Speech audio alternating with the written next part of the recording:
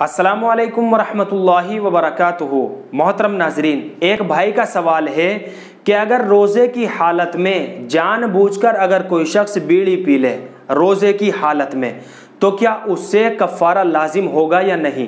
तो आप हज़रात ये बात अच्छी तरह समझ लीजिए कि रोज़े की हालत में बीड़ी पीने से पहली बात तो ये है कि रोज़ा फासिद हो जाता है, और अगर बीड़ी पीने का आदी शख्स जानबूझ करके रोज़े की हालत में बीड़ी पी ले तो उससे कज़ा और कफ़ारा दोनों ही लाजिम होंगे। अब बाज़ हज़रात यहाँ पर एक सवाल करते हैं, और वो ये है कि बीड़ी या सिगरेट वगैरह का जो धुआं होता है वह इंसान के हलक से नीचे उतरकर इंसान के मैदे में तो नहीं पहुँचता, तो फिर उससे कफ़ारा क्यों लाजिम होगा। रोज़ा तो टूट जाएगा मगर कफ़ारा कैसे लाजिम होगा। तो ये बात आप हज़रात अच्छी तरह समझ लीजिए कि पहली बात तो ये है कि वो इंसान जानबूझ करके बीड़ी पीता है, और जैसे इंसान को जब भूख लगती है तो खाने के ज़रिए से वो अपनी भूख को दूर करता है, कि जब इंसान को प्यास लगती है तो वो पानी के ज़रिए से अपनी प्यास को दूर करता है।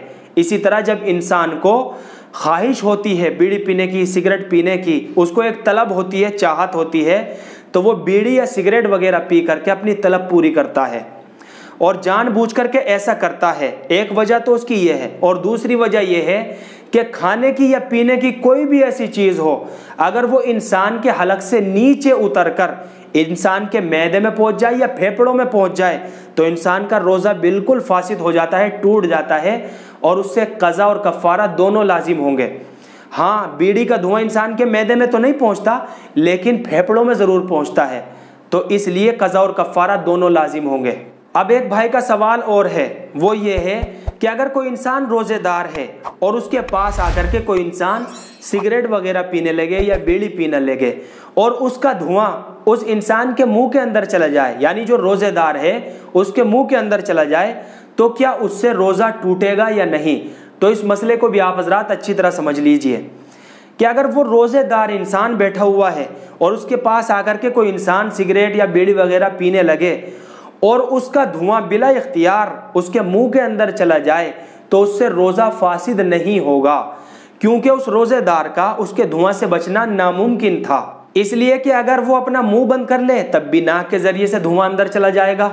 यानी उस जगह पर कंडीशन ये बनी हुई थी कि उस रोज़ेदार ने जानबूझकर ऐसा नहीं किया, उसके इख्तियार से वो धुआं उसके मुंह के अंदर नहीं गया, तो उसका रोज़ा नहीं टूटेगा। और अगर रोज़ेदार जानबूझ करके ऐसा कर ले तो उससे रोज़ा बिल्कुल फासिद हो जाएगा, कज़ा लाजिम होगी और कफ़ारा लाजिम नहीं होगा। यानी वहाँ पर कंडीशन ये बनी हुई है कि अगर रोज़ेदार चाहे तो उस माहौल से बच सकता है बहुत आसानी के साथ, मगर वो जानबूझ करके बीड़ी या सिगरेट वगैरह के धुएं से लुत्फ़ अंदोज़ हो रहा है तो उसका रोज़ा फासिद हो जाएगा, कज़ा लाजिम होगी और कफ़ारा लाजिम नहीं होगा।